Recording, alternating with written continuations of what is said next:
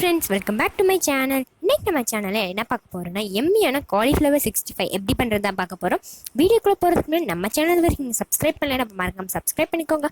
கூட இருக்க பெல் ஐக்கானே கிளிக் பண்ணிக்கோங்க. ஸோ தட் நான் போகிற நெக்ஸ்ட் வீடியோஸ் நோட்டிஃபிகேஷன் வரும். லைக் பண்ணுங்கள், உங்கள் ஃப்ரெண்ட்ஸ் அண்ட் ஃபேமிலிக்கு நம்ம எல்லாரும் ஷேர் பண்ணுங்கள். இப்போ வீடியோக்குள்ளே போகலாம்.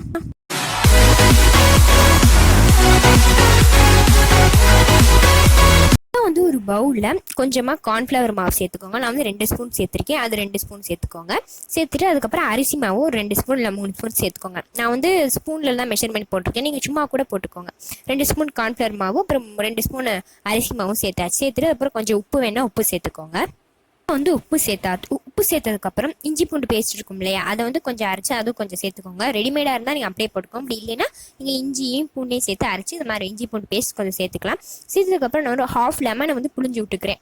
நீங்கள் நிறையா காலிஃப்ளவர் எடுக்கிறதா இருந்தால் நீங்கள் ஃபுல் லெமன் கூட போடலாம். நான் வந்து கொஞ்சம் தான் எடுத்துருக்கேன், அதனால் ஹாஃப் லெமன் மட்டும் புழிஞ்சு விட்டுக்கிறேன். அதுக்கப்புறம் ஈஸ்டர்ன் காபா மசாலா சேர்த்துருக்கேன். நீ உங்கள்கிட்ட இந்த மசாலா இல்லைன்னா நார்மல் வீட்டில் மிளகா அப்படி இருக்கும் இல்லையா, அது சேர்த்துக்கோங்க. இல்லைன்னா சிக்கன் 65 வந்து சிக்கன் மசாலா இருக்கும் இல்லையா, அதுவும் சேர்த்துக்கலாம். அது வந்து 2 ஸ்பூன் சேர்த்துக்கணும். காரத்துக்கு தகுந்தாப்புல நீங்கள் சேர்த்துக்கோங்க. நான் வந்து 2 ஸ்பூன் சேர்த்துருக்கேன்.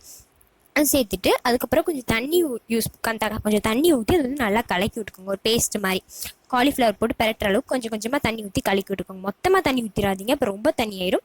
கொஞ்சம் கொஞ்சமாக பார்த்துட்டு கொஞ்சம் கொஞ்சமாக தண்ணி ஊற்றி வந்து நல்லா கலக்கி விட்டுக்கோங்க. இந்த மாதிரி கொஞ்சம் கொஞ்சமாக ஊற்றுங்க. மொத்தமாக எல்லாத்தையும் ஊற்றிட்டிங்கன்னா ரொம்ப தண்ணி ஆயிடும். பார்த்துட்டு பொறுமையாக கொஞ்சம் கொஞ்சமாக ஊற்றி இந்த மாதிரி ஒரு பேஸ்ட் மாதிரி ரெடி பண்ணிக்கோங்க. இப்போ வந்து மசாலா பேஸ்ட் வந்து ரெடி ஆயிடுச்சு. இப்போ நம்ம வந்து காலிஃப்ளவர் வந்து ஒரு 2 நிமிஷம் சுடுதண்ணியில் கொஞ்சம் உப்பு போட்டு கொஞ்சம் வேக வச்சு எடுத்து வச்சுருந்தேன். ஆல்ரெடி இந்த பூச்சிலாம் இது பண்ணுறதுக்கு க்ளீன் பண்ணுவாங்களே, அதே மாதிரி பண்ணிவிட்டு ஒரு 2 நிமிஷம் வந்து தண்ணியில் வச்சுட்டு இப்போ எடுத்துட்டேன்.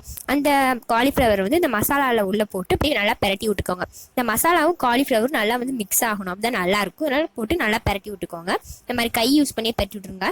நல்லா ஒரு 2-3 நிமிஷம் வரைக்கும் அது நல்லா பெரட்டி விடுங்க. அப்போ தான் வந்து மசாலாவில் வந்து காலிஃப்ளவர் நல்லா இறங்கும். வந்து காலிஃப்ளவர் நல்லா மசாலாவை பெரட்டிட்டோம். அதுக்கப்புறம் தட்டில் வந்து இந்த காலிஃப்ளவர் இந்த பண்ணி வச்சுருந்தோம் இல்லையா மசாலா சேர்த்து, அதை வந்து தட்டில் போட்டு ஒரு 5 நிமிஷம் 10 நிமிஷம் அப்படியே விட்டுருங்க. நல்லா ஊறட்டும், அப்போ நல்லாயிருக்கும், டேஸ்ட்டாகவும் இருக்கும்.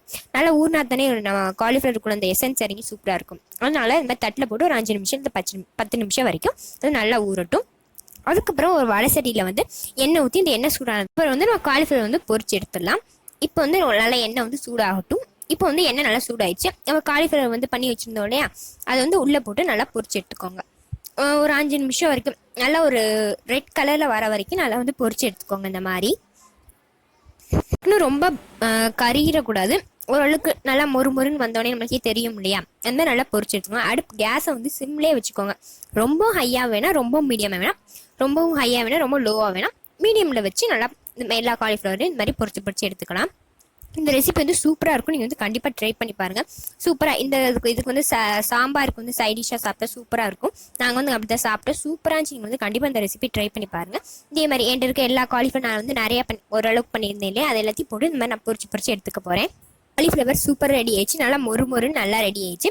இந்த வீடியோ உங்களுக்கு பிடிச்சிருந்துச்சுன்னா மறக்காம நம்ம சேனல் சப்ஸ்கிரைப் பண்ணிக்கோங்க. கூட இருக்க பெல் ஐக்கானே கிளிக் பண்ணிக்கோங்க. ஸோ தட் நான் போகிற நெக்ஸ்ட் வீடியோஸ் நோட்டிஃபிகேஷன் வரும். லைக் பண்ணுங்கள், உங்கள் ஃப்ரெண்ட்ஸ் அண்ட் ஃபேமிலிக்கு நம்ம சேனல் ஷேர் பண்ணுங்கள். தேங்க்ஸ் ஃபார் வாட்சிங்.